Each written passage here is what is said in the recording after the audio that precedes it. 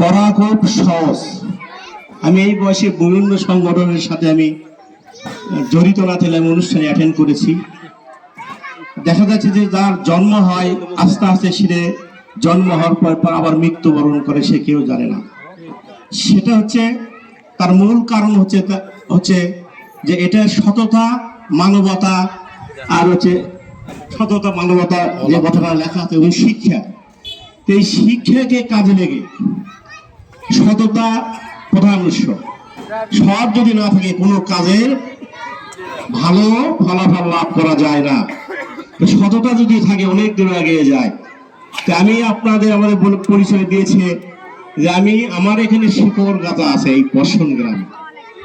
আমি যখন আপনাদের মূল্যবান ভোট দিয়ে আমি যখন নির্বাচিত হয়েছি, এটা হচ্ছে বর্ষণ তথা কালিশ পুনালের আমি চেয়ারম্যান।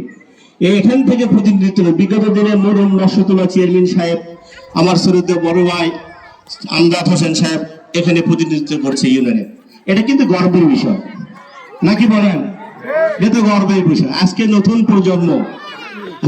প্রজন্ম যারা এসেছে, আসলে আমি খুব ভালো লাগছে যে এই ধরনের অনুষ্ঠান করছে। এটা ধারাবাহিকতা ধরে রাখতে হবে।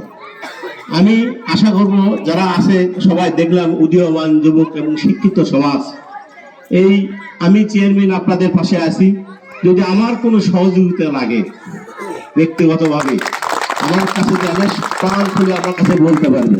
যেহেতু অনেকজন অনেকভাবে ভাবে জিনিসটা, আমি কিন্তু কোনো সংগঠনের নই। আমি চেয়ারম্যান হয়েছি সকল দল মত নির্বিশেষে চেয়ারম্যান হয়েছি দুইবার। আমি ধানের শীষকে পরাজিত করে নৌকোকে পরাজিত করেছি। সেটা আমি করিনি, জনগণ করেছে। আমি শুধু সেই চেয়ারটা ধরে রেখেছি।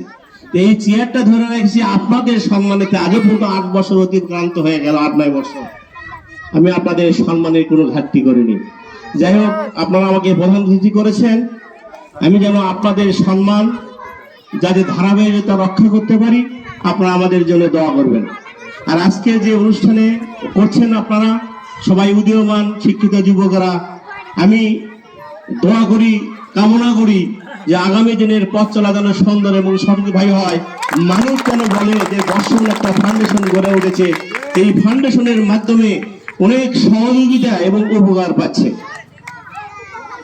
তো কথা আর বাড়াবো না, আমার একটা দরবারের আছে রায়পুর কুস্ত। আমি এই বর্ষণ আহসান ফাউন্ডেশনের সাফল্য কামনা করে, আমি তার দীর্ঘ কামনা করে সবার সুস্বাস্থ্য ও সবার দোয়া নিয়ে আমি আমার কথা শেষ করছি। আসসালামু আলাইকুম রহমতুল্লাহ।